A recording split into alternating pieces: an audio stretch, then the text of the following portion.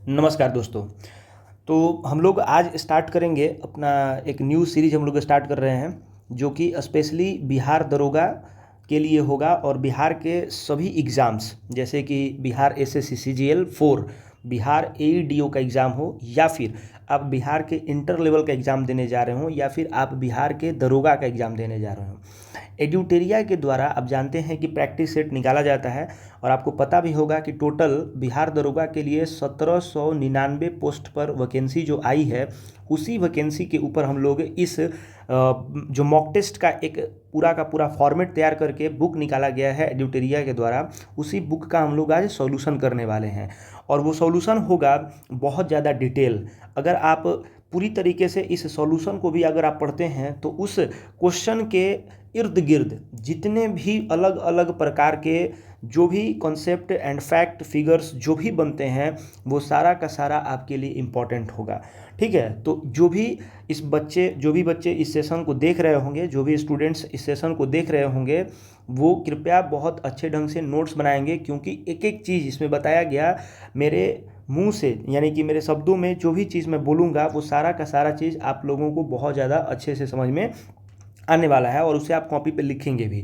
ठीक है, तो ये वॉल्यूम 2 है, आप जैसा कि आप जानते हैं। और वॉल्यूम 2 जो आपको निकाला गया है दरोगा का, ये निकाला गया है एडिटोरिया की तरफ से। और इसमें टोटल हम लोग जो है देख लीजिए आप लोग 15 सेट इसमें हम लोग करने वाले हैं। टोटल 15 सेट इसमें होगा और आज आपका पहला सेट हम लोग डिस्कस कर रहे हैं, क्योंकि ऐसा समझ के चलिए कि आपका बिहार दरोगा का एग्ज़ाम जो है वो दिसंबर के महीने तक में हो जाएगा। ठीक है, तो इसी दिसंबर के महीने तक के पेपर के लिए हम लोग ये सारा का सारा काम करेंगे। तो बिना देरी किए हुए और बिना किसी बात पर अटके हुए हम लोग ये दरोगा का जो एडिटोरिया का जो सेट है, जो बुक निकाला गया है, इसी बुक का हम लोग पूरी तरीके से प्रैक्टिस सेट को करेंगे। और ध्यान रहे, मैं फिर से बता देता हूँ कि इस प्रैक्टिस सेट्स में जो भी आंसर्स आपको बताए जाएंगे, जो भी इसमें एक्स्ट्रा फैक्ट आपको बताया जाएगा, जो भी आपको एक्स्ट्रा फैक्ट बताया जाएगा, वो अपने कॉपी पे आप लिखेंगे और उसे अच्छे तरीके से एनालाइज करेंगे और याद करेंगे। ठीक है, तो देखिए सबसे पहला आप देखेंगे तो इस हम लोग ये जो स्टार्ट कर रहे हैं बिहार दरोगा सेट 1 है। ध्यान रखिएगा, हम लोग कौन सा कर रहे हैं भाई साहब, सेट 1 कर रहे हैं। और बहुत ही अच्छे ढंग से हम लोग करेंगे। इसमें टोटल आपको पता होना चाहिए कि आपके एग्जामिनेशंस का जो एक शेड्यूल है, जिसमें 100 क्वेश्चन पूछा जाता है, 200 मार्क्स का होता है और आपको इसके लिए टोटल टाइम 2 घंटे का मिलता है। ठीक है, तो चलिए देखिए, पहला क्वेश्चन लिखा गया है आपके सामने कि नवीनतम आंकड़ों के अनुसार, नवीनतम आंकड़ों यानी कि नवीनतम आंकड़ों का मतलब होता है न्यू डाटा के अनुसार जो है वो भारत में सर्वाधिक कोयला भंडार किस राज्य में आपको देखने को मिलता है। तो कोयला के बारे में पूछा गया है कि कोयला जो है वो भारत के किस राज्य में आपको देखने को मिलता है सबसे ज़्यादा, और वो भी लेटेस्ट फैक्ट एंड फिगर्स के ऊपर में। तो आपका इसमें आंसर होगा, वो ध्यान रखेंगे, उड़ीसा होगा। कौन सा आपको ध्यान रखना होगा, तो इसमें आपका आंसर जो होगा वो उड़ीसा होगा। और उड़ीसा जो है वो पहला राज्य होगा जो अभी के डेट में सबसे ज़्यादा उसके पास में कोयला का भंडार है। ठीक है, अब बात करते हैं कोयला के बारे में। अगर आप कोयला को डिस्कस करेंगे तो थोड़ा सा ये जानना आपके लिए ज़रूरी होगा कि भारत के आखिर और कौन सा ऐसा राज्य है जहाँ पे कोयला बहुत ज़्यादा देखने को मिलता है, यानी कि कोयला उत्पादन से संबंधित जो भी स्थान होते हैं उनसे आपका क्वेश्चन बना था एक बार। ठीक है, तो आप जानते हैं कि सबसे पहला एक एमपी में इलाका पड़ता है, एमपी में एक इलाका पड़ता है जिसका नाम है सिंगरौली। एक एमपी में इलाका पड़ता है जिसका नाम है सिंगरौली। तो सिंगरौली फेमस है कोयला के लिए। फिर उसके बाद झारखंड में एक जगह पड़ता है जिसको हम लोग बोलते हैं झरिया। ठीक है, झारखंड में एक जगह पड़ता है जो कि झरिया के नाम से फेमस है। उसके बाद में पश्चिम बंगाल में अगर आप देखेंगे तो पश्चिम बंगाल में भी आपको एक जगह पड़ता है देखने को जिसका नाम है रानीगंज। ठीक है, रानीगंज। उसके बाद में अगर आप देखेंगे एमपी में तो एक पेंच, जो आपका कान्हा पेंच, जो पेंच कान्हा जो नेशनल पार्क है वहाँ घाटी में आपको देखने को मिलता है। उसके बाद में एक आपका तेलंगाना क्षेत्र में आपको देखने को मिलता है, डेट इज़ कॉल्ड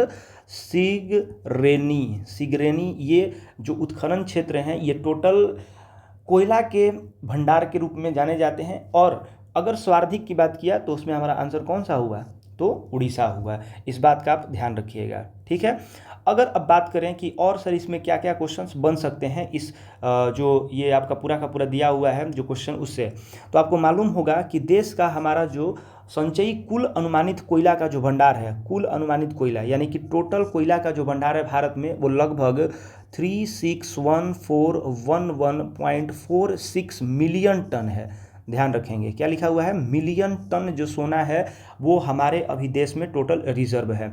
जिसमें जो दूसरा इसमें से भाग होता है कि इसमें से इतना जो कोयला है, इतना कोयला में से अगर 81104.6 मिलियन टन की बात करें, ये कोयला भंडार उड़ीसा में उपस्थित है। यानी कि इसमें से अगर आप इसको माइनस करेंगे तो इकाई दहाई सैकड़ा हज़ार 10,000 यानी कि 88,104.60 मिलियन जो टन कोयला है वो अकेले जो है आपका वो उड़ीसा में उपस्थित है। अगर कोयला के भंडार की दूसरे राज्यों की बात करें कि सेकंड नंबर पे कौन सा है, तो झारखंड आपको ध्यान देना होगा कि सेकंड नंबर पे है। ठीक है, उसके बाद अगर बात करें कि बिहार में कोयला का अनुमानित भंडार कितना है, ये भी तो पूछा जा सकता है ना कि बिहार में टोटल अनुमानित कोयला का भंडार कितना है। तो बिहार में आपका याद है, कर लीजिए कि 37.38 यानी कि 18 मिलियन टन यहाँ पे है। और आप जानते हैं कि कोयला जो होता है वो टोटल 4 प्रकार के कोयला आपको देखने को मिलते हैं। टोटल 4 प्रकार के कोयला देखने को मिलते हैं, जिसमें सबसे पहला जो होता है वो एंथ्रासाइट होता है, दूसरा जो होता है बिटुमिनस होता है, तीसरा पीट होता है और चौथा लिग्नाइट होता है। तो ये 4 अलग अलग प्रकार के कोयला के प्रकार होते हैं। ठीक है, तो उसी में से जो एंथ्रासाइट कोयला है, उसका उत्पादन भारत में जम्मू कश्मीर में होता है सिर्फ। ठीक है, अगर कोई पूछता है कि कोयला के किस प्रकार का उत्पादन जो है वो जम्मू कश्मीर में होता है सिर्फ, तो आपको याद रखना होगा कि वो एंथ्रासाइट। और एंथ्रासाइट जो है ना सबसे उत्तम क्वालिटी का कोयला कहा जाता है।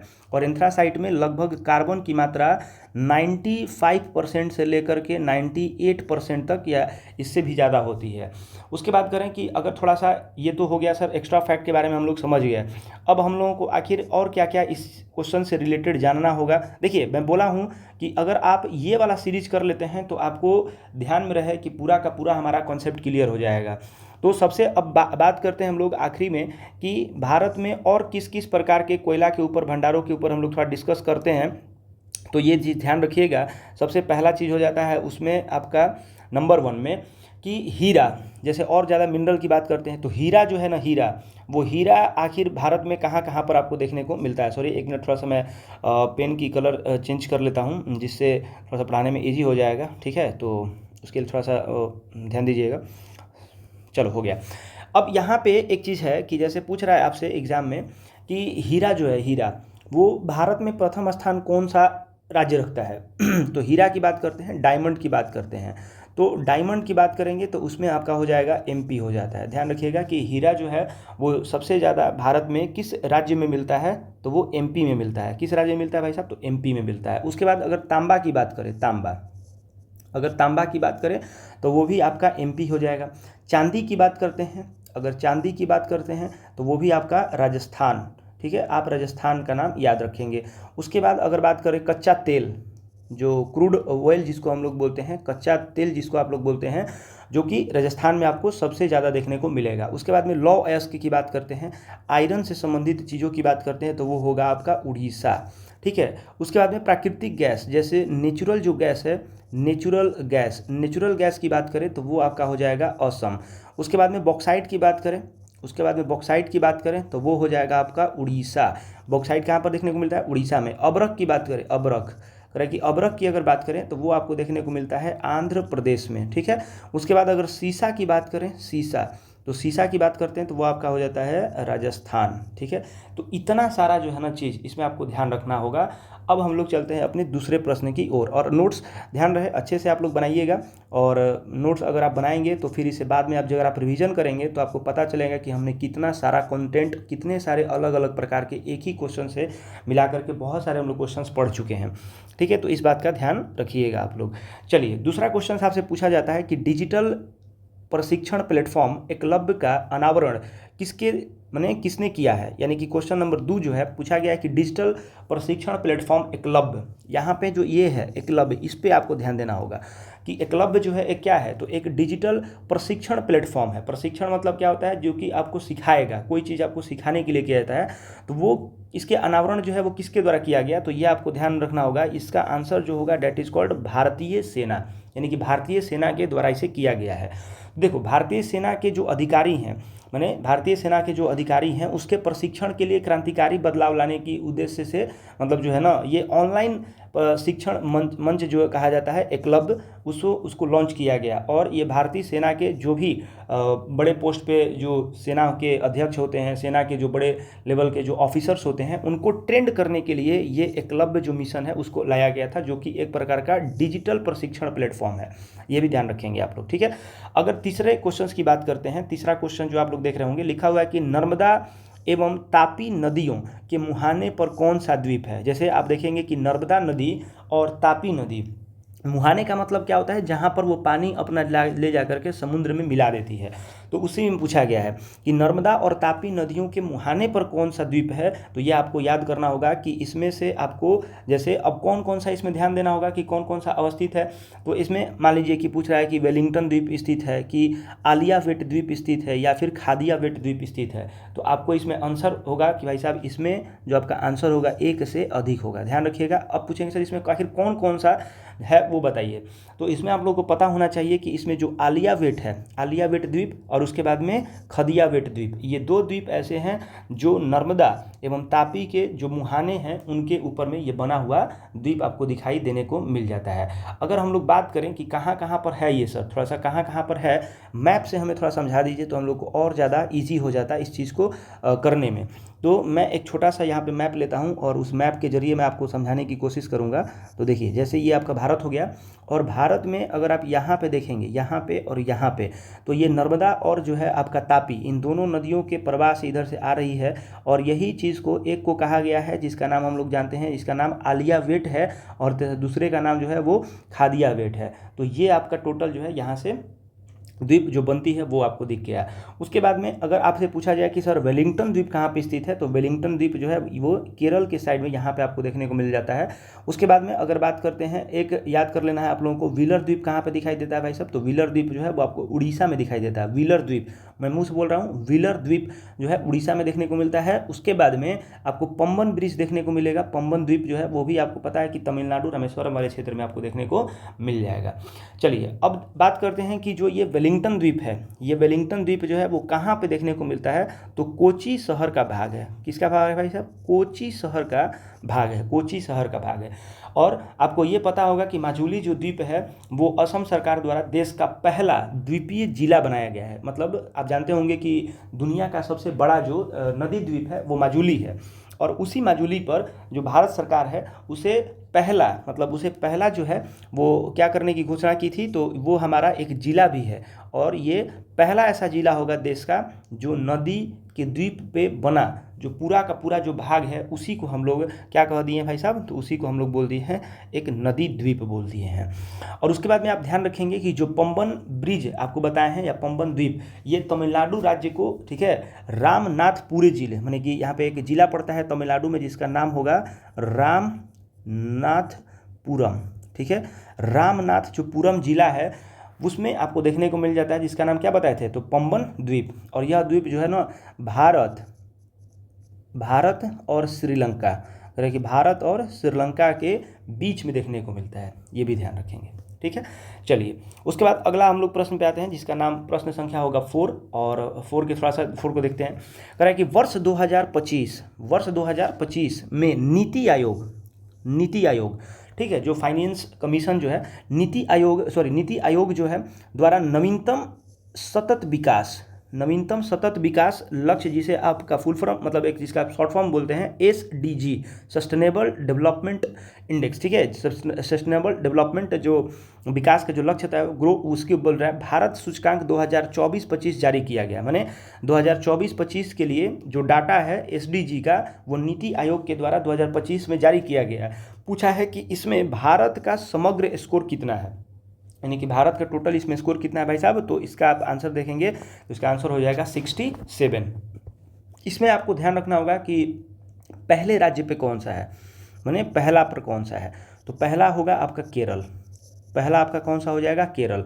फिर पूछा है कि सबसे लास्ट में कौन है, लास्ट में पूछा जाता है, तो लास्ट में आपको ध्यान रखना होगा अपना ही राज्य बिहार स्थित है, ठीक है। तो ये आपको ध्यान में रखना होगा। चलिए उसके बाद अब हम लोग पढ़ते हैं क्वेश्चन नंबर 5 के ऊपर।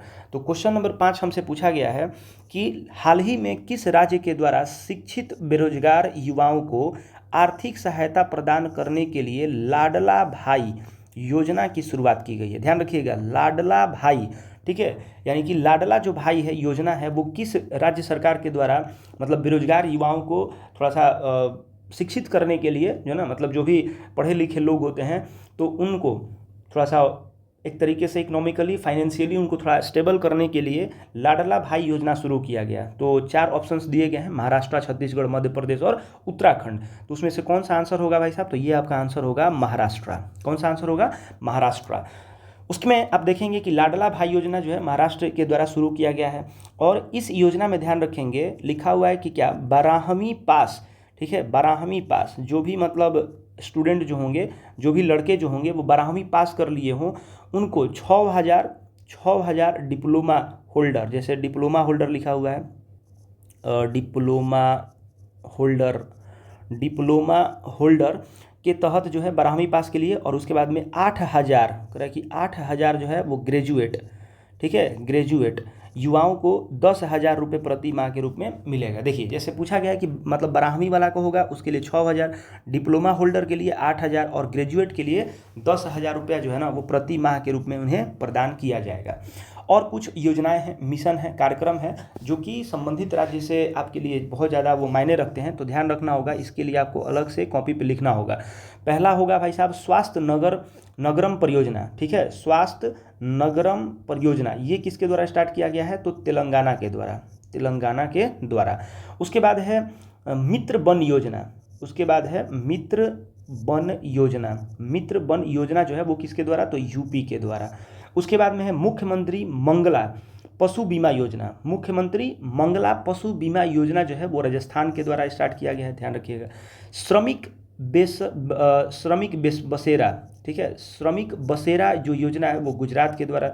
उसके बाद में मुख्यमंत्री माझी लड़की बहन योजना जो है वो महाराष्ट्र के द्वारा। उसके बाद में मुख्यमंत्री कामधेनु बीमा योजना, ध्यान रखिएगा, मुख्यमंत्री कामधेनु, ठीक है, कामधेनु, ठीक है, बीमा योजना जो है पशु बीमा योजना है वो किस राज्य सरकार के द्वारा स्टार्ट किया गया, तो राजस्थान राज्य सरकार के द्वारा स्टार्ट किया गया। तो आपको इतना पता होना चाहिए। चलिए अब हम लोग 6 पे बात करते हैं, क्वेश्चन नंबर 6 की बात करते हैं। तो क्वेश्चन नंबर 6 क्या कहता है हमसे कि पूछा है कि ग्लोबल फायर पावर इंडेक्स, ठीक है, ग्लोबल फायर पावर इंडेक्स, यानी कि जो ग्लोबल फायर पावर इंडेक्स है, ग्लोबल का मतलब होता है पूरे मतलब वर्ल्ड की बात करें तो ग्लोबल फायर पावर इंडेक्स 2025 जो ये 25 में निकला हुआ है, इसमें भारत का स्थान कौन सा है, तो आपको याद करना होगा कि इसमें भारत का स्थान 4वां है, ठीक है, 4वां।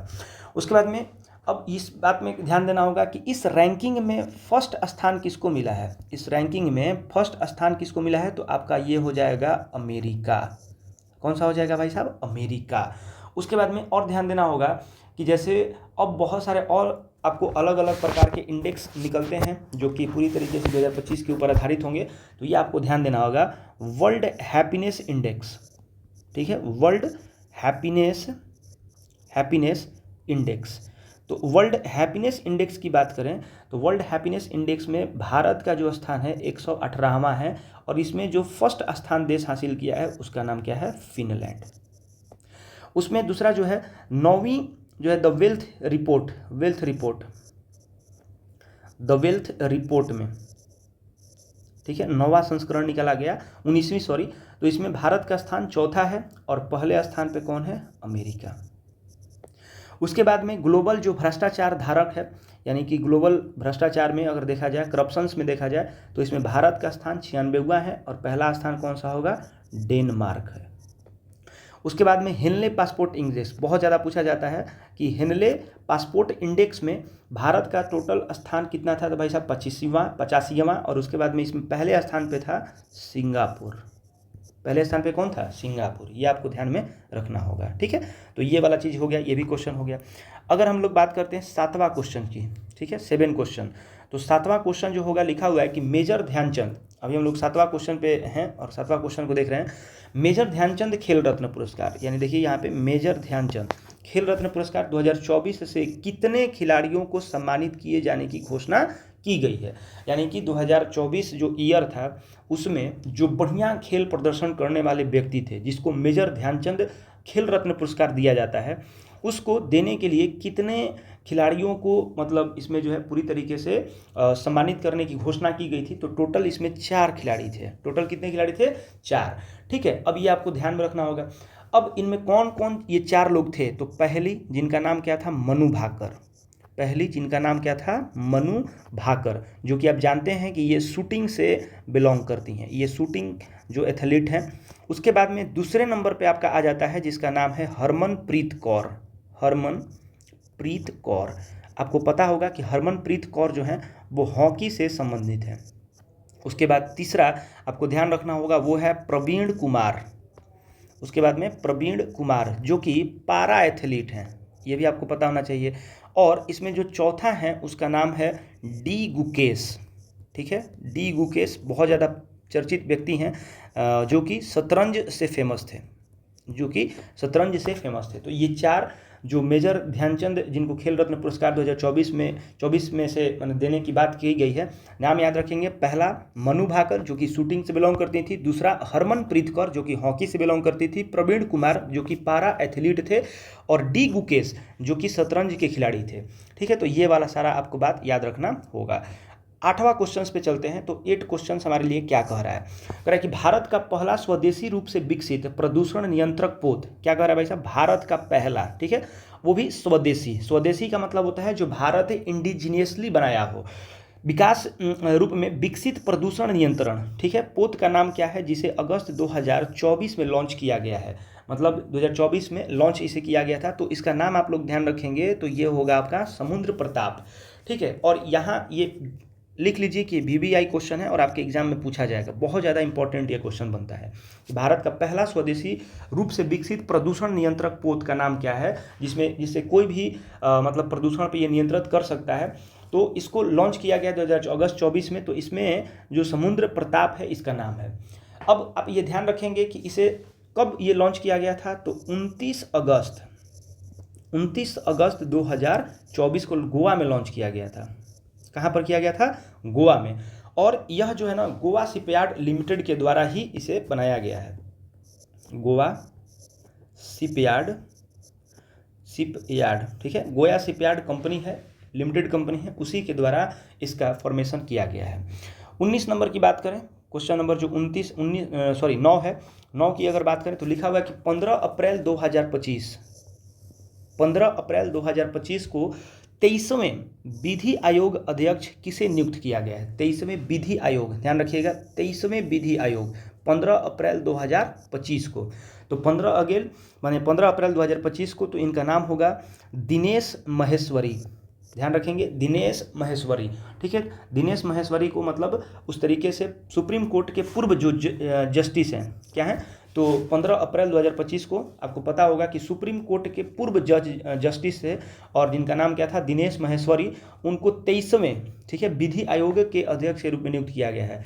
अब उसके बाद में आपको याद होना चाहिए कि इसके अलावा जो 23वें विधि आयोग में हितेश जैन, इसमें कौन कौन से शामिल लोग हैं? तो आपको पता होना चाहिए हितेश जैन और प्रोफेसर डीपी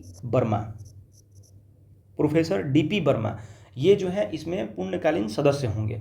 उसके बाद में वर्मा जो पिछले, अब देखेंगे कि ये जो वर्मा है, जो डीपी वर्मा है, वो पिछले विधि आयोग का भी हिस्सा थे, यानी कि जो पहले से भी ये विधि आयोग के हिस्सा थे और अभी भी रहेंगे। ठीक है, ये आपको ध्यान देना होगा। ठीक है, अब अगर बात करते हैं अगला क्वेश्चन नंबर 10 की बात करें, ध्यान देंगे, क्वेश्चन नंबर अगर 10 की बात करें तो क्वेश्चन नंबर 10 आपसे पूछा गया है कि किस टाइगर रिजर्व के पास, ठीक है, टाइगर रिजर्व पूछा गया आपसे, किस टाइगर रिजर्व के पास दुनिया की पहली ब्लैक टाइगर सफारी, क्या पूछा गया? Black tiger safari. ये आपको ध्यान रखना होगा, ब्लैक टाइगर सफारी की स्थापना की जाने की योजना बनाई गई है। तो ब्लैक टाइगर सफारी ध्यान रखेंगे, तो इसका नाम होगा भाई साहब सिमलीपाल टाइगर रिजर्व।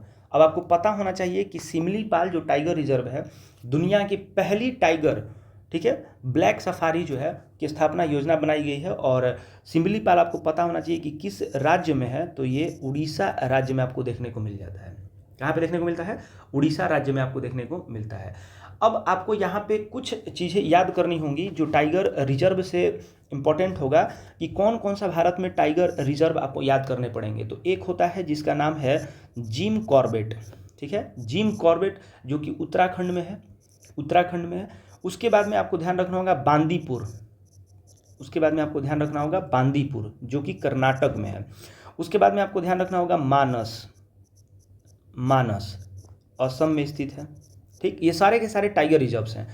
कान्हा, ठीक है, कान्हा आपको याद करना होगा जो कि एमपी में है। उसके बाद में सुंदरबन, सुंदरबन आपको ध्यान रखना पश्चिम बंगाल में है, वेस्ट बंगाल में है। उसके बाद में रणथंबोर टाइगर रिजर्व ध्यान रखिएगा राजस्थान में। पलामू टाइगर रिजर्व कहाँ पे स्थित है? पलामू, पलामू जो है आपको देखने को मिल जाता है झारखंड में, ठीक है। मेलाघाट, ठीक है, मेलाघाट आपको कहाँ देखने को मिलेगा? तो ये भी आपको महाराष्ट्र में देखने को मिलेगा। सरिस्का, सरिस्का जो है वो कहाँ पे देखने को मिलेगा? तो ये भी आपको राजस्थान में। पेरियार जो कि आपको देखने को मिलता है केरल में। पेरियार कहाँ पे देखने को मिलेगा? केरल में। उसके बाद आप याद कर लेंगे एक जिसका नाम है इंद्रावती, इंद्रावती यह आपको देखने को मिलेगा छत्तीसगढ़। उसके बाद में नागार्जुन सागर, नागार्जुन इसका नाम है, मैं नाम बोल रहा हूँ, नागार्जुन सागर श्रीशैलम टाइगर रिजर्व, ये आपको देखने को मिलता है आंध्र प्रदेश में। को देखने को मिलेगा कहाँ?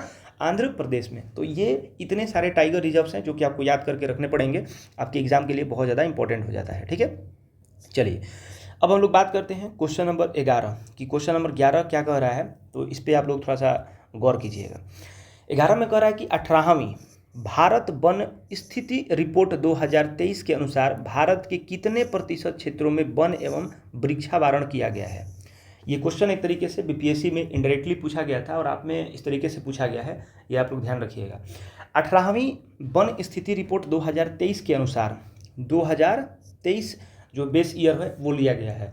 तो 18वीं वन स्थिति रिपोर्ट 2023 के अनुसार भारत के कितने प्रतिशत क्षेत्र में वन और वृक्षावरण है, मतलब कितने, अगर मान लेते हैं कि भारत में टोटल 100% जमीन है, तो 100% जमीन में से टोटल कितने परसेंट जमीन पर 2023 के अनुसार जो है उसमें वन और वृक्षारोपण जो है वो किया गया, मतलब वन आपको दिखाई देता है। तो आपको याद रखना होगा इसका डायरेक्टली आंसर 25.17%। ध्यान रखेंगे यहाँ पे है 25.71%, तो ये गलत हो जाएगा। आपका आंसर होना चाहिए 25.17%।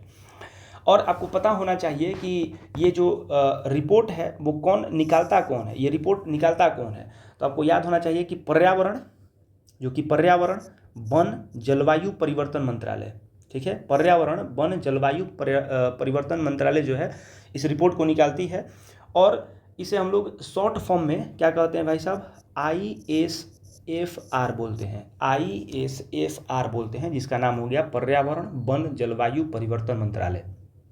और ध्यान रखेंगे कि इसे सबसे पहली बार मतलब कब आपको निकालना चालू किया गया था, तो ये ध्यान रखेंगे 1987 ईस्वी में, ठीक है। 2 दिवसीय माने हमेशा 2 ईयर्स पर, 2 ईयर्स में इसे निकाला जाता है, आधार पर निकाला जाता है। अब आपको देखना होगा कि भारत जो है उसमें 25.17% टोटल वन का एरिया का रिजर्व है। और ये वन जो है वो अगर बात करें तो कितने वन क्षेत्र किलोमीटर में फैले हैं, तो आपको याद करना होगा 715,343, यानी कि इकाई दहाई सैकड़ा हजार 10,000 लाख, यानी कि 7,15,343 किलोमीटर जो है ना उसके ऊपर में आपका पूरा का पूरा वन क्षेत्र फैला हुआ है। और ये आपको ध्यान रखना होगा कि 2021 और 23 की तुलना में ये 1445 वर्ग किलोमीटर की वृद्धि हुई है, माने इतना 1445 किलोमीटर स्क्वायर जो एरिया है उतना वन में बढ़ाया गया है। ये आपका 2021 और 23 के तुलना के अनुसार, ये आपको ध्यान में रखना होगा, ठीक है। तो इतना सारा आपको इस पॉइंट से आपको बातें याद रखनी पड़ेंगी, ठीक है। अब हम लोग थोड़ा सा बात करते हैं 12 नंबर, और 12 नंबर में आपको थोड़ा सा एक मैथ्स पूछा गया है। ये मैथ्स का क्वेश्चन है, ध्यान रखिएगा। और मैथ्स में पूछा गया है कि निम्नलिखित दिए गए विभिन्न का आरोही क्रम ज्ञात करें, आरोही क्रम, ठीक है। तो आरोही क्रम अगर इसको हम लोग याद करना होगा तो थोड़ा सा ध्यान से सुनिएगा। अब ये क्वेश्चन जो है ना बाद में हम लोग करेंगे, क्योंकि अभी हम लोग सिर्फ जीएस टाइप जो क्वेश्चन है उसको हम लोग देख लेते हैं, उसके बाद इसको लास्ट में हम लोग करेंगे अगर ठीक है, ये आप लोग ध्यान दीजिएगा। चलिए 13 नंबर की अगर बात करें, 13th नंबर, तो 13th नंबर में एक लिखा हुआ है कि एक आदेश के जरिए सभी राजनीतिक दलों के लिए संगठित चुनाव करना और आयकर रिटर्न भरना अनिवार्य कर दिया गया है। ऐसा आदेश किसके द्वारा जारी किया गया? मतलब जैसे बोल रहा है कि कोई आदेश आया भारत में और उस आदेश के जरिए राजनीतिक दल जितने भी पॉलिटिकल पार्टी हैं और संगठित चुनाव कराना होता है, उसके लिए आपको आयकर रिटर्न, ठीक है, भरना अनिवार्य कर दिया गया है। तो वो आपको आंसर होगा कि भारत में एक ही वो चुनाव प्रक्रिया को देखने वाला चीज़ है, डेट इज कॉल्ड भारत के चुनाव आयोग द्वारा। किसके द्वारा भाई साहब? तो भारत के चुनाव आयोग द्वारा, ये आपको ध्यान में रखना होगा। अब अगला जो क्वेश्चन है 14 नंबर, उसमें आपको ध्यान दीजिए, लिखा हुआ है ड्रेकेंसबर्ग पर्वत किस महाद्वीप में स्थित है? ड्रेकेंसबर्ग जो पर्वत है वो किस महाद्वीप में स्थित है, आपको ये ध्यान देना होगा। ड्रेकेनवर्स महाद्वीप, तो ड्रेकेनवर्स जो महाद्वीप है वो अफ्रीका का महाद्वीप है। कहाँ का महाद्वीप है भाई साहब? अफ्रीका का महाद्वीप है। अगर मैं थोड़ा सा यहाँ पे अफ्रीका का मैप बनाऊँ और आपको मैप बना करके दिखाने की प्रयास करूँ कि ये जो पूरा का पूरा जो एरिया है वो कहाँ पे आपको देखने को मिलता है, ड्रैकेंसबर्ग पर्वत जो है वो कहाँ पे आपको देखने को मिलेगा? तो ये आपको देखने को मिलता है इस वाले रीजन्स में भाई साहब, जो कि यहाँ पे आपको देखने को मिल गया। इस पर्वत को हम लोग क्या कहते हैं? तो ड्रैकेनबर्ग पर्वत कहते हैं। और ये कहाँ पर स्थित है ये आप बात ध्यान रखेंगे, तो ये है साउथ अफ्रीका में स्थित है, ठीक है। और अफ्रीका के महाद्वीप की अगर सबसे ऊंचे चोटी की बात करें तो वो आपका माउंट किलिमंजारो है, ठीक है। यहाँ पे आपको देखने को मिलता है, that is called Mount Kilimanjaro, ठीक है। और ये भी ध्यान रखेंगे पूरे वर्ल्ड में अगर बात करें तो सबसे ज़्यादा ये हाईएस्ट माउंटेन है जो कि अकेले खड़ा है, इसके साइड में कोई पर्वत नहीं है, वो आपका माउंट किलिमंजारो है, ठीक है। और आपको ध्यान रखना होगा कि एटलस पर्वत जो है ना उत्तरी अफ्रीका में, उत्तरी अफ्रीका का मतलब इस साइड में आपको ध्यान रखना होगा कि एटलस पर्वत, एक एटलस पर्वत है, एटलस माउंटेन है, वो भी यहाँ पे पढ़ने को मिलता है देखने को। और ये सहारा के जो रेगिस्तानी क्षेत्र है, ठीक है, उसके तरफ में आपको देखने को मिलेगा। और उसके बाद में अगला हम लोग बात करते हैं question number next 15 number question में आपको दिखाया गया है कि हाल ही में भारत ने किस नदी पर बने बगलिहार डैम से, ठीक है, कौन से नदी पर बना है? पूछा है कि कौन से नदी पर जो बगलिहार डैम बना हुआ है उसे पाकिस्तान को जाने वाली पानी को रोक दिया गया है। जैसे आपको पता होना चाहिए कि एक भारत में डैम है और वो डैम किसी न किसी नदी पे बना होगा, उस डैम का नाम है बगलिहार डैम। तो कह रहा है कि वो पाकिस्तान में वहाँ से पानी जाता था, तो उस बगलिहार डैम से पानी जितना भी पाकिस्तान में जाता था उसको रोक दिया गया। तो ये किस नदी पर है? तो आपको याद करना होगा कि आपका नदी जो होगा that is called Chenab river. Chenab river के ऊपर में ये बना हुआ है और वहीं से बगलिहार डैम था और उसका पानी जो है वो पाकिस्तान में अब नहीं जाने दिया जा रहा है। आपको पता होना चाहिए कि जो ऑपरेशन सिंदूर चला था उसमें ऐसा हम लोग जो अपना पूरी तरीके से जो डिसीजंस लिए हुए थे उसी डिसीजंस के ऊपर में ये क्वेश्चन पूछा गया है। तो आपको पता है कि भारत में जो पहले ही सिंधु जल समझौता को निलंबित कर दिया गया था, अब अगला कदम उठाते हुए मतलब इस तरीके सोचा गया कि चिनाब नदी पर जो बगलिहार डैम बना हुआ है उसके माध्यम से पानी के प्रवाह को रोक देंगे। और झेलम नदी के पूर्व में आपको पता होना चाहिए कि किशन गंगा बांध को भी इसके लिए कदम उठाया जा रहा है। मतलब इस पर एक और मतलब बांध आपको देखने को मिल जाता है जिसका नाम क्या है? किशन गंगा, ठीक है, ये भी बांध है। और उसके बाद में आपको ध्यान रखना होगा कि पहलगाम आतंकी जो फैसला, मतलब पहलगाम जो आतंकी हमला हुआ था उसी के बाद में ये सारा का सारा जो है फैसला लिया गया है, इस तरीके का जो भी आप डिसीजन देख रहे हैं। चलिए 16 नंबर की बात करते हैं। 16th नंबर की हम लोग बात करें तो पूछा गया है कि पद्म पुरस्कार, जो पद्म पुरस्कार से सम्मानित स्वामी शिवानंद सरस्वती, ध्यान रखेंगे स्वामी शिवानंद सरस्वती का हाल ही में निधन हो गया, ठीक है, वो कौन थे? मतलब डायरेक्टली आपसे क्वेश्चन पूछा गया है कि स्वामी शिवानंद सरस्वती जिनको पद्म पुरस्कार दिया गया था वो किस फील्ड से आते थे? तो आपको पता होना चाहिए कि वो एक योग गुरु थे। कौन थे भाई साहब? वो एक योग गुरु थे और इनको मतलब जो है इनका मृत्यु हो गया, जिनका नाम क्या था? स्वामी नंद सरस्वती। तो इसके लिए मैं थोड़ा सा जानकारी देता हूँ। इनका जो जन्म है, इनका जन्म आप ध्यान रखिएगा कि 8 अगस्त 1986 को, ठीक है, बांग्लादेश में हुआ था। बांग्लादेश में सिलेट जिले, यहाँ पे एक ज़िला है जिसका नाम है सिलेट, तो सिलेट जिले में हुआ था। और वह अपने योग के ज्ञान और सरल जीवन के शैली के लिए जाने जाते थे, माने उनका सिंपल लाइफ था और योग के बारे में बताते थे। और उन्हें जो है 2022 में भारत सरकार के द्वारा पद्म श्री पुरस्कार दिया गया था। और स्वामी शिवानंद 128 वर्ष की आयु तक जीवित रहे थे, मतलब सोचिए 128 साल तक ये जीवित रहे थे, उसके बाद इनकी मृत्यु हुई है। चलिए अगला क्वेश्चन की बात करते हैं। तो अगला क्वेश्चन हमारे पास होगा, डेट इज कॉल्ड 17 नंबर, कि लुक्की कुंडी स्मारक, करें कि लुक्की कुंडी स्मारक जो है, यानी कि लुक्की कुंडी स्मारक के बारे में बात कर रहे हैं। तो लुक्की कुंडी जो स्मारक है उसके ऊपर बात करें तो ये किस राज्य में स्थित है? कौन सा भाई साहब? तो लक्कू कुंडी स्मारक, जिसे यूनेस्को की विश्व धरोहर स्थलों की संभावित सूची में शामिल करने का प्रस्ताव रखा गया है। माने कि इसे हम लोग विश्व की जो यूनेस्को वाला जो निकलता है उसमें इसे हम लोग अटैच करेंगे। आप जानते होंगे कि बिहार का दूगो, यानी कि बक्सर में एक है, तो इनको जो है ना अभी यूनेस्को के वर्ल्ड हेरिटेज साइट में जोड़ दिया गया है। तो ये लुक्की कुंडी स्मारक जो कि किस राज्य में पूछा गया है कि इन विच स्टेट, और इसे जो है यूनेस्को की विश्व धरोहर स्थलों में संभावित सूची में डालने के लिए बात किया जा रहा है। तो आपको याद होना चाहिए कि ये कौन से राज्य में है? कर्नाटक राज्य में स्थित है। कौन से राज्य में है? कर्नाटक राज्य में स्थित है। अब इसे कौन कर रहा है भाई साहब? तो कर्नाटक सरकार कर रही होगी, आपको पता होगा। तो ये स्मारक जो है ना, ये चालुक्य कालीन मंदिरों की यूनेस्को की, मतलब चालुक्य जो हमारा सिस्टम हुआ करता था, चालुक्य जो राजा हुआ करते थे, जो चालुक्य वंश हुआ करता था, उसके लिए ये प्रसिद्ध है। और उसके बाद में इसका जो निर्माण है, बताया जाता है कि इसका निर्माण की अगर बात करें, निर्माण की बात करें तो ये 10वीं से 12वीं शताब्दी के कल्याण, ठीक है ना, कल्याण चालुक्य वंश के द्वारा कराया गया था, मैंने उसके शासन में कराया गया था। और इसका जो महत्व है वो चालुक्य युग की स्थापना की स्थापत्य तकनीक, सांस्कृतिक उत्कर्ष के लिए अद्वितीय उदाहरण के रूप में इसे देखा जाता है। चलिए क्वेश्चन नंबर हम लोग 18 के ऊपर बात करते हैं। तो क्वेश्चन नंबर 18 इसमें पूछ रहा है कि लोकसभा अध्यक्ष ओम बिरला, ठीक है, लोकसभा अध्यक्ष ओम बिरला 2025-26 के कार्यकाल के लिए किसे संसदीय प्रकालन समिति की अध्यक्ष की नियुक्ति किया है? मैंने प्रकालन समिति पूछ रहा है कि जैसे ओम बिरला जो है 2025-26 के कार्यालय के लिए किसे जो है संसदीय प्रकालन समिति का अध्यक्ष नियुक्त किया गया है। तो आपको याद होना चाहिए कि ये जो संजय जायसवाल, नाम याद रखेंगे, संजय जायसवाल। तो संजय जायसवाल को मैंने 2025-26 के कार्यकाल के लिए जो है संसदीय प्रकालन समिति का इन्हें अध्यक्ष बनाया गया है, इन्हें नियुक्त किया गया है। और ये 2025-26 के लिए होंगे, इस बात पे ध्यान रखेंगे। चलिए अब इसमें हम लोग थोड़ा सा बात करते हैं कि आखिर ये प्रकालन समिति है क्या।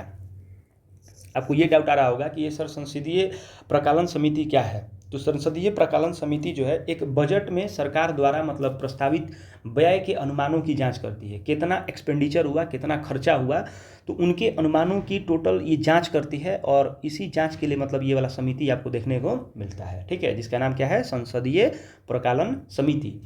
और ये समिति जो है वो लोकसभा के सदस्यों से ही मिलके बनती है, माने जितने भी आपके लोकसभा के जो सदस्य होंगे उनके द्वारा ही इनको बनाया जाता है। और इस समिति के जो अध्यक्ष होते हैं ना, उनकी नियुक्ति 1 वर्ष के लिए किया जाता है, ठीक है, 1 ईयर के लिए होता है। और इसमें यह जो है 30 सदस्यों वाली संसद की सबसे बड़ी समिति होती है। इसमें टोटल 30 जो मेंबर्स होते हैं वो लोकसभा के इसमें अटैच होते हैं। और ये आपको ध्यान रखना होगा, पूरा बात हो गया संसदीय प्रकालन समिति के ऊपर में। मतलब संसदीय प्रकालन समिति क्या है, तो आप ध्यान रखेंगे कि ये बजट जो है ना, सीमित बजट, उसके लिए प्रस्तावित एक्सपेंडिचर, जितने एक्सपेंडिचर हुए होंगे उनके अनुमानों की जांच करती है। चलिए उसके बाद बात करते हैं 19 नंबर क्वेश्चन। तो 19 नंबर क्वेश्चन आपसे पूछा गया है और कहा गया है कि स्थानीय स्तर पर छोटे नगरों में प्रशासन चलाने वाली इकाई को क्या कहा जाता है? माने छोटे नगरों में, किस नगर में बात कर रहा है? छोटे नगरों में। और प्रशासन चलाने के लिए माने आपका जो प्रशासन है उसको चलाने के लिए हम लोग जो है वो सबसे छोटी इकाई क्या है? सबसे मिनिमम पूछा गया है। तो मिनिमम के लिए आप ध्यान रखेंगे, इसको हम लोग बोलते हैं नगर परिषद। कहाँ पे पूछा गया भाई साहब? नगरों की बात है। तो नगरों की बात करेंगे तो इसमें नगर जो परिषद है वो इसमें आपका आ जाता है, इस बात को ध्यान रखिएगा। चलिए अब उसके बारे में थोड़ा सा बात करते हैं कि नगर परिषद जो होता है ना, छोटा कस्बा, शहर, ठीक है, इसका स्वशासन निकाय है। और ये नगर पालिका या नगर निगम से छोटा होता है। ये किससे? तो नगर जो निगम होता है, नगर निगम से कैसा होता है? छोटा होता है, नगर पालिका से छोटा होता है। ठीक है, इसमें शहरी क्षेत्रों के लिए प्रशासनिक विकास, ठीक है, कार्य करने की जिम्मेवारी होती है कि मैंने जो नगर है उसमें, छोटे शहरों में किस तरीके से क्या क्या चीज़ें होंगी, इस पर ये डिपेंड करता है बात। चलिए उसके बाद में हम लोग 20 नंबर की बात करते हैं। तो 20 नंबर क्वेश्चन क्या कह रहा है? कह रहा है कि 20 नंबर में पूछा जा रहा है कि ग्राम पंचायत सचिव के संबंध में जो है कौन सा कथन सत्य है। आप देखे होंगे मूवी, तो पंचायत जो मूवी, सॉरी जो पंचायत वेब सीरीज देखे होंगे, उसी के ऊपर पूछ रहा है कि ग्राम पंचायत सचिव, जो ग्राम पंचायत सचिव जो होते हैं उनके संबंध में कौन सा सत्य बात इसमें कहा गया है। ठीक है, तो देखिए पहला कहा गया है कि उससे ग्राम पंचायत के मतदाताओं द्वारा निर्वाचित किया जाता है, नहीं, इसके लिए कोई चुनाव नहीं होता है। उसे राज्य सरकार के द्वारा मनोनयन किया जाता है, इसका भी कोई प्रारूप नहीं है। कहा गया है कि उसे राज्य सरकार के द्वारा नियुक्त किया जाता है, यस सर, उसे नियुक्त करते हैं राज्य सरकार के द्वारा, इसे सेंट्रल गवर्नमेंट नियुक्त नहीं करती है। और उसका मनोनयन केंद्र सरकार द्वारा किया जाता है, ये भी आपका गलत हो गया। तो आंसर नंबर आपका जो सी है वो आपका करेक्ट होगा कि इसे राज्य सरकार नियुक्त करती है। जैसे आपका इसके लिए एग्जाम भी निकला होगा, ठीक है, आप लोग एग्जाम देख रहे होंगे, बिहार एसएससी जो इंटर लेवल की वैकेंसी है उसमें पंचायत सचिव का जो एक चुनाव है वो आपको देखना होगा, और इसे राज्य सरकार के द्वारा इसे मनोनीत किया जाता है।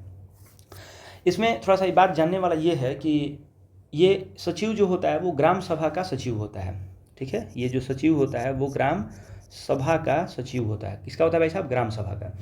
और सचिव का चुनाव नहीं होता है, इसका जो आप देखेंगे तो ये सचिव जी का चुनाव नहीं होता है, इसे राज्य सरकार के द्वारा नियुक्त किया जाता है। ठीक है, इसे राज्य सरकार के द्वारा नियुक्त किया जाता है, ये भी ध्यान रखेंगे। चलिए क्वेश्चन नंबर 21 की तरफ बढ़ते हैं और क्वेश्चन को देखते हैं। लिखा हुआ है कि निम्नलिखित कथनों पर विचार कीजिए। संसद हमारे लोकतंत्र का आधार स्तंभ है और संसद में हमें अपने मनोनीत प्रतिनिधियों के माध्यम से प्रतिनिधित्व पाते हैं। तो इसमें पूछा गया है कि कौन सा कथन सही है। तो आंसर होगा कि इसमें कथन आपका सिर्फ एक सही है, आपको देखने को मिल रहा होगा। संसद हमारे लोकतंत्र का आधार स्तंभ है, यानी सबसे निचला जो कहा जाता है ना, जिस पे आधार टिका हुआ है हमारा, वही है लोकतंत्र का। संसद जो है वो सबसे आधार स्तंभ के रूप में माना जाता है। ठीक है, अब थोड़ा संसद के बारे में थोड़ा बात करते हैं। तो आप देखेंगे, थोड़ा सा आपको आर्टिकल रिवीजन करा देते हैं। जैसे आर्टिकल जो 79 है, ठीक है, आर्टिकल 79, इसमें बताया गया कि संसद का गठन होता है। इसमें बताया गया कि संसद का गठन होता है। उसके बाद में 80 जो है वो बताता है कि राज्यसभा की जो राज्यसभा की संरचना है। उसके बाद में आर्टिकल 81 आपको बताता है लोकसभा की संरचना है। ठीक, उसके बाद आर्टिकल नंबर 82 बताता है कि प्रत्येक जनगणना के पश्चात पुनः समायोजन की बात करते हैं। आर्टिकल नंबर 83 कहता है संसद के सदनों की अवधि की बात करता है। और 84 जो है वो क्या कहता है? 84 कहता है संसद की सदस्यता के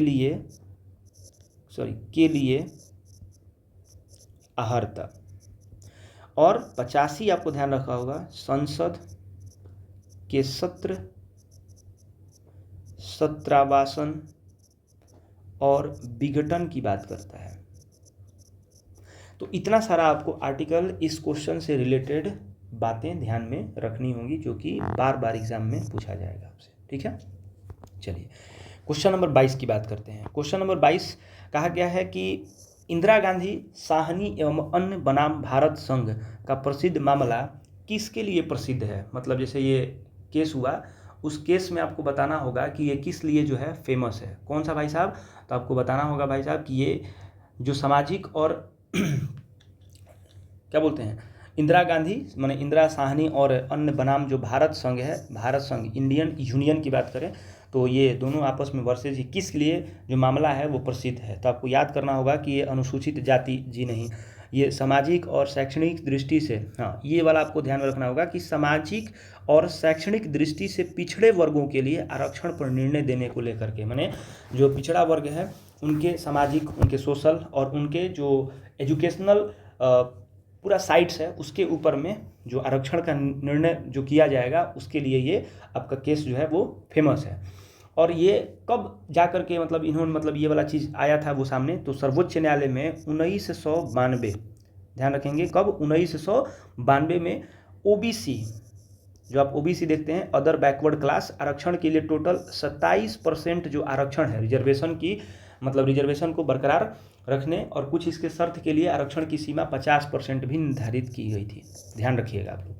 और इसे जो है पदोन्नति के आरक्षण नहीं होना चाहिए, माने पदोन्नति का मतलब होता है जिसके पास में कोई पद है, कोई सरकारी जॉब है, उसके पास में आरक्षण नहीं दिया जाता है, ये वाला बात इसमें कहा गया था। ठीक है, चलिए क्वेश्चन नंबर 23 के ऊपर बात करते हैं। तो क्वेश्चन नंबर 23 जो है वो आपसे कह रहा है कि न्यायालय के द्वारा, न्यायालय जो होता है न्यायालय के द्वारा प्रमादेश का रीट जो है किसके विरुद्ध जारी किया जाता है। जो प्रमादेश जो रीट है वो रीट आप लोग जानते होंगे, तो रीट जो टोटल 4 प्रकार की होती है। तो न्यायालय के द्वारा जो प्रमादेश रीट है वो किसके विरुद्ध जारी की जाती है। रीट के बारे में क्वेश्चन पूछा गया आपसे, तो ध्यान रखिएगा रीट जो होता है ये सार्वजनिक पदाधिकारी के विरुद्ध में किया जाता है। सार्वजनिक पदाधिकारी के विरुद्ध में प्रमादेश रीट लेकर के आती है न्यायालय।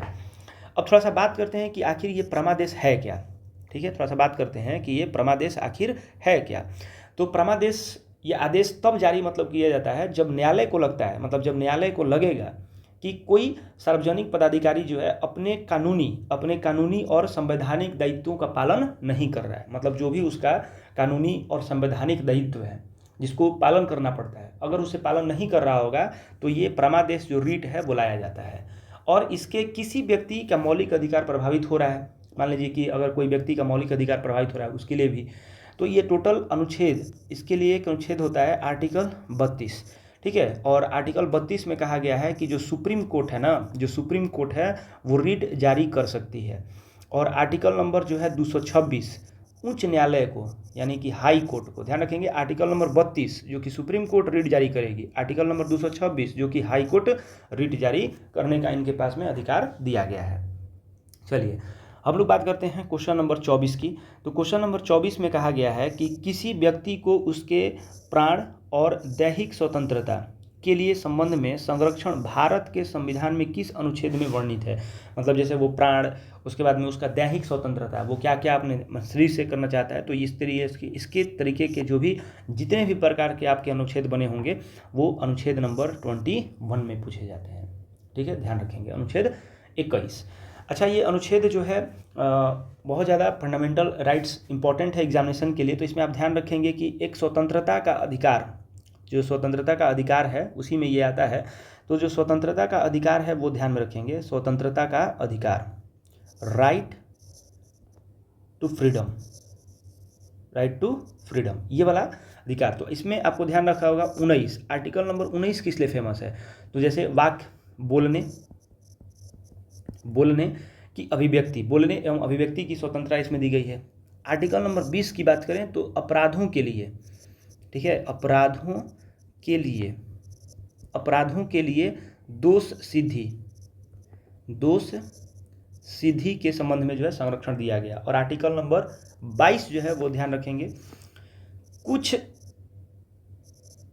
कुछ दशाओं में गिरफ्तारी और निरोध से संरक्षण, माने कुछ जैसे ऐसे बहुत सारी चीज़ें होंगी जहाँ पे आपको गिरफ्तारी नहीं कराया जाएगा, उससे आपको संरक्षण मिलेगा, आप बच सकते हैं। तो ये पूरा उसके लिए बताया गया है। आर्टिकल नंबर 21 में आपका प्राण और देह स्वतंत्रता की बात की गई है। और article number 22, article number 19, article number 20 ये राइट टू फ्रीडम से संबंधित फंडामेंटल राइट हैं, इस बात को ध्यान रखिएगा। ठीक है, चलिए क्वेश्चन नंबर 30 तक हम लोग करेंगे, और 30 तक करने के बाद में फिर इसे हम लोग पार्ट 2 इसका करेंगे। ठीक है, और इतने सारे फैक्ट्स फिगर्स आप लोग, हम चाहेंगे कि आप लोग याद कीजिएगा, और याद करेंगे तो हमें बहुत अच्छा लगेगा। और अपने दोस्तों के साथ शेयर कीजिएगा जो भी एक्स्ट्रा फैक्ट बताए जा रहे हैं। मतलब समझिए एक तरीके से आपका पूरी तरीके से सारे सिलेबस का रिवीजन हो रहा है, सारे सिलेबस का आपका रिवीजन हो रहा है। ठीक है, चलिए 25 नंबर की बात करते हैं। क्वेश्चन नंबर 25 जो है पूछा गया है कि विधानसभा के सदस्य हैं। क्वेश्चन नंबर 25 आपसे पूछा गया है कि विधानसभा के सदस्य हैं, कौन कौन से विधानसभा के सदस्य हैं भाई साहब। तो विधानसभा के सदस्य के बारे में पूछा गया, तो जनता के द्वारा चुने जाते हैं। विधानसभा के सदस्य जो हैं वो जनता के द्वारा चुने जाते हैं। उसके बाद में पूछा गया है कि राज्यपाल द्वारा नियुक्त किए जाते हैं। उसके बाद पूछा गया है प्रधानमंत्री नियुक्त किए जाते हैं। और मुख्यमंत्री के द्वारा इसे नियुक्त किया जाता है। तो जी नहीं, मुख्यमंत्री भी नहीं, प्रधानमंत्री भी नहीं, राज्यपाल भी नहीं, इसका आंसर क्या होगा? तो जनता के द्वारा चुने जाते हैं। अब ये विधानसभा के जो सदस्य हैं, विधानसभा के जो सदस्य हैं, इसे हम लोग कहते क्या हैं? तो इसे हम लोग इंग्लिश में MLA कहते हैं, जिसका मतलब होता है मेंबर ऑफ लेजिस्लेटिव असेंबली, जो कि एक जनप्रतिनिधि होता है। कैसा प्रतिनिधि होता है? जनप्रतिनिधि होता है, ठीक है, जो कि एक क्या होता है? जनप्रतिनिधि होता है। और ये चुनावी जो जिले होते हैं, जैसे कि जो निर्वाचन क्षेत्र हो गए, उनमें मतदाताओं द्वारा जो होता है ना, सरकार को वैधानिक जो के लिए चुना जाता है, माने सरकार को चलाने के लिए। कौन से सरकार को चलाने के लिए बात करते हैं इसमें? तो स्टेट गवर्नमेंट को चलाने के लिए, स्टेट गवर्नमेंट को चलाने के लिए बात करते हैं। और प्रत्येक निर्वाचन क्षेत्र में जो लोग हैं ना, प्रतिनिधि का चुनाव जो करते हैं लोग, वहाँ के लोग करेंगे, क्योंकि कॉन्स्टिट्यूशन है। और इसे हम लोग MLA के रूप में विधानसभा में भेजते हैं, ठीक है, MLA के रूप में विधानसभा में इसे हम लोग भेजते हैं, ठीक। चलिए, उसके बाद में अब क्वेश्चन नंबर 26 की बात करते हैं कि क्वेश्चन नंबर 26 क्या कहता है। पूछ रहा है क्वेश्चन नंबर 26 में, निम्नलिखित कथनों पर विचार करें, यानी कि जो कथन दिया हुआ है इस पर विचार करना होगा और देखना होगा कि कौन सा चारों ऑप्शन में से सही है। कह रहा है कि केवल लोकसभा में ही धन विधेयक प्रस्तुत किया जा सकता है, माने जो धन विधेयक होता है उसे सिर्फ लोकसभा में ही प्रस्तुत कर सकते हैं। मंत्रिपरिषद केवल लोकसभा के प्रति उत्तरदायी हैं, राज्यसभा के प्रति नहीं। जो मंत्रिपरिषद हैं, जो भी मंत्रिपरिषद होता है वो लोकसभा के लिए ही उत्तरदायी होते हैं, राज्यसभा के प्रति नहीं होते हैं। तो दोनों आंसर बिल्कुल सही है, इस बात पे मुहर लग गया, ठीक है। चलिए बात करते हैं, तो केवल लोकसभा में जो धन विधेयक है ना उसे प्रस्तुत किया जाता है, ये कथन सही है पूरी तरीके से। और जो मंत्रिपरिषद है वो केवल लोकसभा के प्रति उत्तरदायी होते हैं, ये भी बात 100% नहीं बल्कि 110% सही है, ठीक है। चलिए क्वेश्चन नंबर 27 की बात करते हैं। क्वेश्चन नंबर 27 लिखा गया है कि स्वतंत्र भारत के प्रथम विदेश मंत्री कौन थे। जैसे आपसे पूछा गया कि भाई साहब, जो हमारा पहली बार चुनाव जो हुआ था, स्वतंत्र भारत, इंडिपेंडेंट इंडिया, जब ब्रिटिश से हमें आज़ादी मिली थी, उस समय भारत के विदेश मंत्रालय को कौन देख रहा था? तो विदेश मंत्रालय को देखने वाले व्यक्ति जिनका नाम जवाहरलाल नेहरू था, ठीक है। और ये भारत के पहले PM भी थे, ध्यान रखेंगे, और साथ साथ ये विदेश मंत्री भी थे। और ये समय आप ध्यान रखेंगे कि जवाहरलाल नेहरू जो हैं वो देश में सबसे अधिक समय तक विदेश मंत्री भी रहे थे, यानी कि लार्जेस्ट टाइम तक, मैक्सिमम जो टाइम होता है ना, वो जवाहरलाल नेहरू जो है वो विदेश मंत्री के पद पर थे, मैंने इनके हिस्से में ही विदेश मंत्री था और यही उसके मतलब लीडर हुआ करते थे, ठीक है। चलिए क्वेश्चन नंबर 28 की बात करते हैं और इस क्वेश्चन को बहुत ज़्यादा डिटेल में देखेंगे, ठीक है। और इस क्वेश्चन में आपको ध्यान रखना होगा, बोले ना कि सारा का सारा आपका पूरा चीज़ रिवीजन हो जाएगा, पूरा का पूरा सिलेबस आप रिवीजन यहाँ से कर सकते हैं। सूची 1 और सूची 2 को सुमेलित करना है और इसमें जो भी सही आंसर होगा उसके अनुसार, जैसे क्वेश्चन में लिखा गया है राजनीतिक पार्टियाँ, मतलब पॉलिटिकल पार्टी, ठीक है, पॉलिटिकल पार्टी। और इधर लिखा हुआ है संस्थापक, माने कौन उसकी स्थापना किए थे।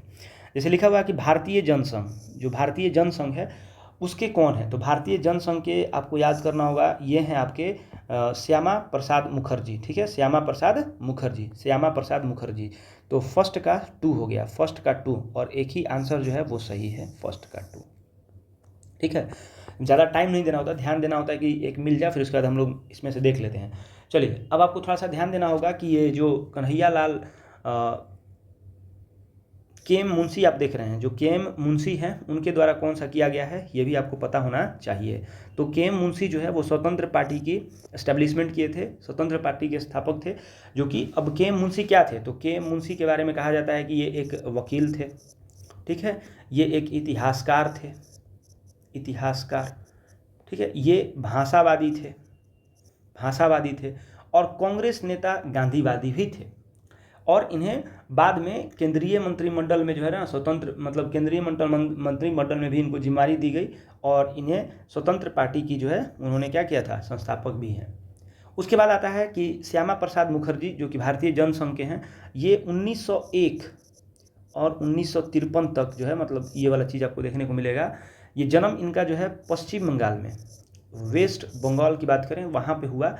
और अंतरिम सरकार में ये, मतलब जो भी हमारा जो अंतरिम सरकार था उसमें अंतरिम सरकार में ये उद्योग एवं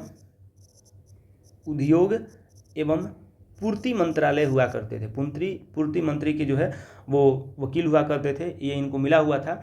और हिंदू महासभा में सक्रिय थे, हिंदू महासभा में सक्रिय थे। और फिर बाद में इन्हें जन संघ के संस्थापक भी बने, जो बाद में जनसंघ, जिसे आप लोग भारतीय जनसंघ के नाम से जानते हैं, उसके ये संस्थापक भी बने। ठीक है, चलिए उसके बाद में आप देखेंगे तो भीमराव अंबेडकर के बारे में बात की गई है, तो रिपब्लिकन पार्टी ऑफ इंडिया। ठीक है, जो रिपब्लिकन पार्टी ऑफ इंडिया है वो भीमराव अंबेडकर के द्वारा किया गया। तो भीमराव अंबेडकर जो कि 1891 से लेकर के, भीमराव अंबेडकर जो कि 1891 से लेकर के 1956 तक रहे। और इनका जन्म जो है वो एमपी में होता है, एमपी। ठीक है, ये आपको पता होना चाहिए कि सामाजिक क्रांतिकारी चिंतक थे, जातीय बंटवारे और भेदभाव के खिलाफ में आंदोलनकारी भी थे। उसके बाद में ये स्वतंत्र भारत की पहली सरकार में कानून मंत्री थे। इनके बारे में याद रखिएगा कि स्वतंत्र भारत में ये कानून मंत्री थे। ठीक है, स्वतंत्र भारत में कानून मंत्री। और रिपब्लिकन पार्टी ऑफ इंडिया के संस्थापक भी हैं, जिनका नाम क्या है, तो भीमराव अंबेडकर। चलिए अब हम लोग बात करते हैं क्वेश्चन नंबर 29। क्वेश्चन नंबर 29 की बात करें तो इसमें आपको ध्यान देना होगा। क्वेश्चन नंबर 29, निम्नलिखित में से कौन सा विषाणु जनित रोग है? विषाणु जनित रोग की बात कर रहा है। तो विषाणु जनित रोग जो है हैजा, जी नहीं। मलेरिया, ये भी नहीं। उपयुक्त सभी तो अब होगा नहीं। आंसर एक ही को बचा, जिसका नाम क्या है, सॉरी, पोलियो। पोलियो जो है वो एक संक्रामक तथा विषाणु जनित रोग है। इसके बारे में कहा जाता है कि ये संक्रामक, ये जो है संक्रामक और विषाणु जनित रोग है। ठीक है, और यह वायरस तंत्रिका तंत्र को नुकसान पहुंचाता है। ठीक है, जो ये वायरस होता है, जो ये विषाणु जो होता है, वो हमारे नर्वस सिस्टम को, तंत्रिका तंत्र, नर्वस सिस्टम को ही फेल कर देता है, जिससे मांसपेशियाँ की जो हमारी जो मांसपेशियाँ जो होती हैं उसकी गति और नियंत्रण जो होता है पूरी तरीके से असामान्य हो जाता है। ठीक है, और उसी तरीके से हमारी डेथ भी हो सकती है। पोलियो आमतौर पे आप देखे होंगे कि ये छोटे बच्चे में और कम उम्र के बच्चों में आपको देखने को मिलता है। और उसके बारे में, ये तो इसके बारे में हो गया। अब हैजा की बात करते हैं। तो भाई साहब, हैजा की अगर बात करें तो हैजा जो है ना, वो दूषित भोजन खाने से, यानी कि गंदा भोजन करते हैं, दूषित जल जब पीते हैं, उनके कारण से आंत संबंधी, यानी कि जो इंटेस्टाइन जो होता है ना, इंटेस्टाइन प्रॉब्लम यहाँ से देखने को मिलता है हैजा वाले में। मलेरिया आपको पता होना चाहिए कि प्लाज्मोडियम के नामक जो परजीवी होते हैं उनके कारण होता है, और इसे मादा एनीफिलीस मच्छर के काटने से होता है। ध्यान रखिएगा, जो मलेरिया होता है वो मादा एनीफिलीस मच्छर के काटने से होता है। और मलेरिया को पूरी तरीके से आप देखेंगे तो ये भी जो है वो जल्दी ही बहुत ज़्यादा बुखार तेज कर देता है। ये सब आपको देखने को मिलेंगे। चलिए यहाँ से थोड़ा सा एक प्रश्न आपको देखने को मिलेगा कि अब विषाणु जनित जो रोग हैं वो अन्य रोग कौन कौन से हैं, जैसे सर्दी, फ्लू, चेचक, चिकन पॉक्स, जैसे एड्स, ठीक है, हर्पीज, डेंगू बुखार, ये सब आप ध्यान रखेंगे। ये सब जो होते हैं ना वो विषाणु जनित रोग ही कहलाते हैं। चलिए अब हम लोग थोड़ा सा बात करते हैं क्वेश्चन नंबर 30। और क्वेश्चन नंबर 30 को थोड़ा सा देखिए। पूछा गया है कि प्राकृतिक चयन की अवधारणा, नेचुरल जो सिलेक्शन है वो किससे प्रस्तुत किया था? मैंने जो नेचुरल सिलेक्शन है वो प्राकृतिक चयन की जो अवधारणा है उसे किसने लाया था? तो इसका आंसर होगा आपके लिए, भाई साहब पूछ रहा है तो ये डार्विन। क्लास 9th के चैप्टर में आप इसे पढ़े होंगे, क्लास 10th के चैप्टर में आप Darwin, natural selection class 10th के चैप्टर में आप पढ़े होंगे डार्विन के सिद्धांत। तो ये आपको बताया गया था, डार्विन के द्वारा पेश किया गया। और इन्होंने 1859 में, ठीक है, अपनी पुस्तक एक लिखी हुई थी जिसका नाम था ऑन द